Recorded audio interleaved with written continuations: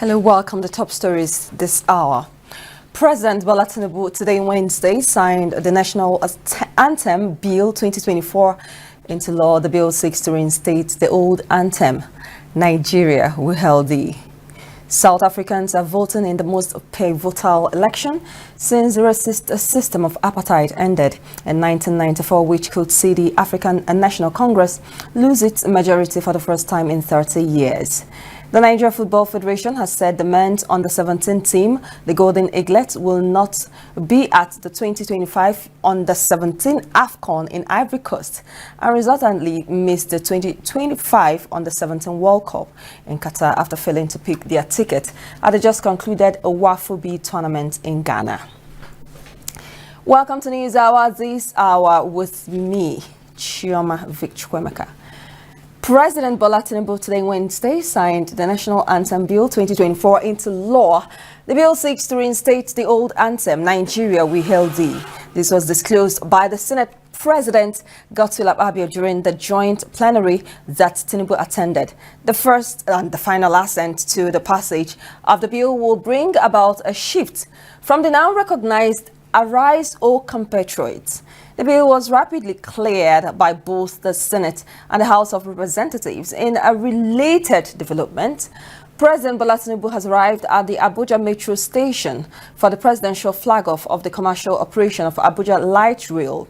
The flag-off was among the activities mapped out by the Minister of the Federal Capital Territory, FCT Nyesom Wike, to mark the one-year anniversary of President Tinubu in office. Recall that on Tuesday, the President commissioned the Southern Parkway, which was among the legacy projects completed within the 1 year of Tinubu's administration. The Abuja Metro Station was commissioned in 2018 by President Muhammadu Buhari. President Bola Tinubu had earlier today flagged the former National National Anthem that was passed on Tuesday by the Senate and last week by the House of Representatives.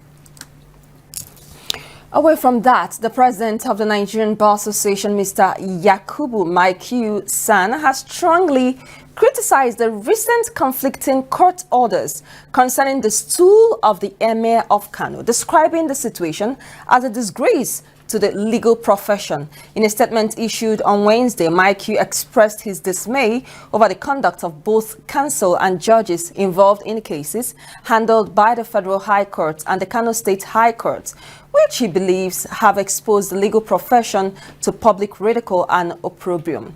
The controversy surrounding the stool of the Emir of Kano has seen a series of conflicting orders from different courts, leading to confusion and raising concerns about the integrity of the judiciary.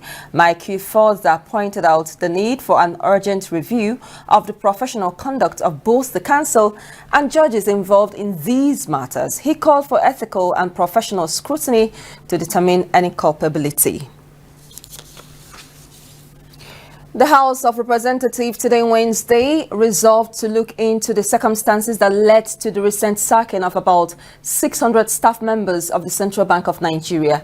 The resolution of the House followed the adoption of a motion on urgent public importance moved by the member representing Karu Kefi, Kokona Federal Constituency, Nasarawa State, Mr. Jonathan Bwewi, on the floor during plenary today, Wednesday. Recall that the Apex Bank last weekend anchored its decision to lay off some of its staff members on the need to reposition the bank for effective operation. The Federal High Court today, Wednesday, dismissed the case filed by Senator Jimo Ibrahim challenging the results of the All Progressives Congress governorship primary election held in Ondo State on April 20, 2024.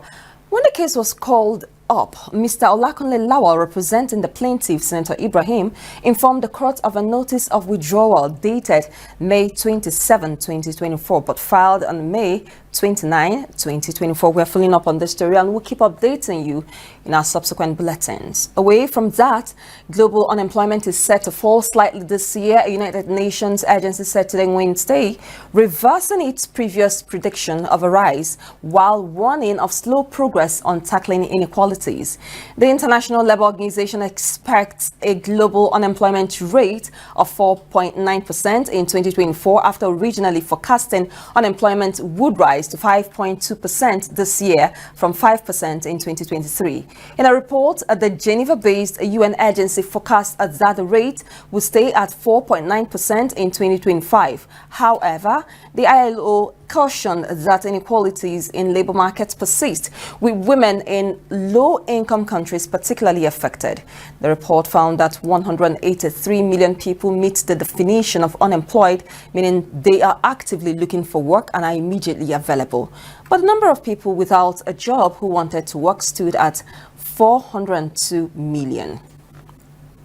We move to South Africa, where South Africans are voting in the most pivotal election since the racist system of apartheid ended in 1994, which could see the African National Congress ANC lose its majority for the first time in 30 years. As he cast his vote in Soweto, President Cyril Ramaphosa said he had no doubt that the people would once more show confidence in the ANC. John Stay-Hussein, a leader of the opposition Democratic Alliance, described the poll as the first opportunity for change in 30 years. Voting has been smooth overall, but some people have been turned away due to a rule change which requires them to vote where they registered. Support for the ANC has waned over the years because of the anger over high levels of corruption, crime and unemployment. More than 27 million people are registered to cast their ballots in a poll that highlights growing political fragmentation in the country. A record 70 parties and 11 independents are contesting, with South Africans voting for a new parliament and new provincial legislatures. Less than 2 months after surrendering the top spot in the continental ranking, Kadri Aruna has reclaimed his place after leaping to 17th place in the latest ITTF rankings released yesterday Tuesday by the World Table Tennis ruling body. Aruna, who recently reclaimed the ITTF Africa Cup in Rwanda earlier this month, rose by 2 steps up the ranking ladder to become the highest rated African in the world. Egypt's Omar Assar, who topped Aruna in the last rankings, dropped to 22 in the world after occupying the top spot in Africa in the last 2 months following his triumph at the last African Games in Ghana. Assar's drop in the world ranking was due to the expiration of the quarterfinals points he garnered at the Durban 2023 World Championships in South Africa, and that automatically made him lose some points that prompted his fall in the ranking. The Nigeria Football Federation has said the men's under-17 team, the Golden Eaglets, will not be at the 2025 under-17 AFCON in Ivory Coast and resultantly missed the 2025 under-17 World Cup in Qatar after failing to pick their ticket at the just concluded WAFO B tournament in Ghana. Manu Garba's team secured a 3-2 win over Ghana in the third-place match on Tuesday, but it wasn't enough to secure them a spot. Even as the NFF initially said the purported 2025 tournament expansion had sealed their qualification, there's been a nervous wait to know the fate of the team since their 1-0 semi-final defeat against Ivory Coast last Saturday, and a fatal blow was delivered on Tuesday when CAF insisted on a 12-team tournament for the under-17 AFCON. With that, we'll wrap it up on the news this hour. A quick reminder of our top stories. We told you that today, Wednesday, the President Bola Tinubu signed the National Anthem Bill 2024 into law. The bill seeks to reinstate the old anthem, Nigeria, We Hail Thee. South Africans are voting in the most pivotal election since the racist system of apartheid ended in 1994, which could see the African National Congress lose its majority for the first time in 30 years. The Nigeria Football Federation has said the men's under-17 team, the Golden Eaglets, will not be at the 2025 under-17 AFCON in Ivory Coast and resultantly missed the 2025 under-17 World Cup in Qatar after failing to pick their ticket at the just concluded WAFO B tournament in Ghana. All right, that's it.